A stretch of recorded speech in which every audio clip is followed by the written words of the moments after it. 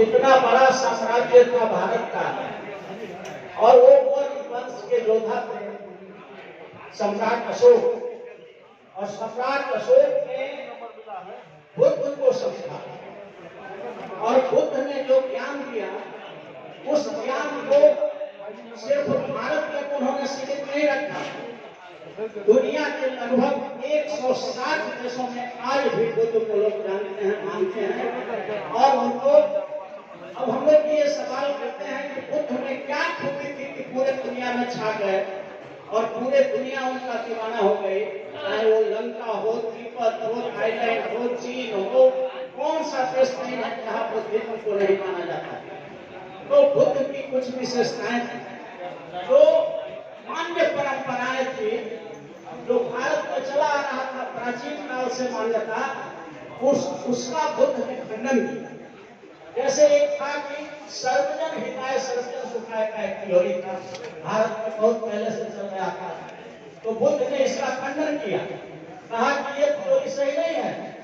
सर्वजन हिताय सर्वजन सुखाय, या इसी को संस्कृत में सर्वे भवन्तु सुखिनः सर्वे भवन्तु निरामया, इसको बुद्ध ने कहा कि ये गलत है। ये कैसे हो सकता है?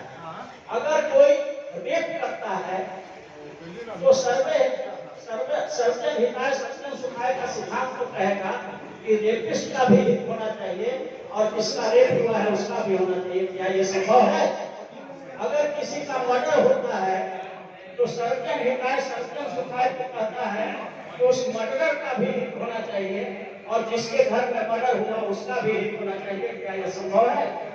अगर किसी के घर में डकैती होती है तो सर्वजन हिताय सर्वजन सुखाय के थ्योरी के अनुसार उस डकैत का भी हमको हित करना होगा और उस घर का भी हित करना होगा जिसके यहाँ डकैती हुआ।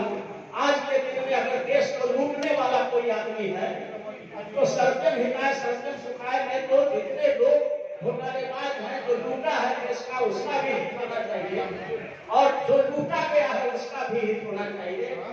इसको बुद्ध ने काटा और उन्होंने कहा कि ये गलत है, बहुजन हिताय बहुजन सुखाय होना चाहिए। अर्थात जो आदमी गरीब है, लाचार है, मजबूर है, इस पर शोषण का तंत्र बरसाया गया है, इसका शोषण किया गया है, हजारों वर्ष से उसका पढ़ने का अधिकार छीना गया है, उसका जो है वस्त्र पहनने का अधिकार छीना गया है, धन जमा करने का अधिकार छीना गया है, जो सारे शोषण के काम हुए हैं देश में, तो उस शोषितों के हित की बात उन्होंने की। और ये बात पूरे दुनिया को अच्छा लगा। और दुनिया में आप देख लीजिए, किसी देश में चले जाइए, हमारे गार्जियन हैं योगेश बाबू, कम्युनिस्ट के बहुत बड़े नेता भी हैं और जानकार भी हैं कम्युनिस्ट का, वो सब जानते हैं। अब्राहम लिंकन अमेरिका का 16वां राष्ट्रपति हुए थे और उन्होंने वहां के गरीबों की लड़ाई लड़ी थी। आज वो अमर है। नेल्सन मंडेला को ले लीजिए, साउथ अफ्रीका में वहां के गरीबों की लड़ाई लड़े तो आज अमर है। अपने राष्ट्र का ये डॉक्टर भीमराव अम्बेडकर, उधर मार्क्स का ले लीजिए, लेनिन का ले लीजिए। दुनिया में जितनी भी लड़ाइयां हुई गरीबी और अमीरी के बीच हुई और गरीबों की हित का जो बात किया वही दुनिया में महान हुआ। और उसी तरह के राजा सम्राट अशोक थे जिन्होंने बुद्धिज्म को समझा और पूरे दुनिया में गरीबों के हित के लिए अपना बुद्ध धर्म का प्रचार किया। इसलिए गौतम बुद्ध पूरे भारत के शान है, आन है, मान है।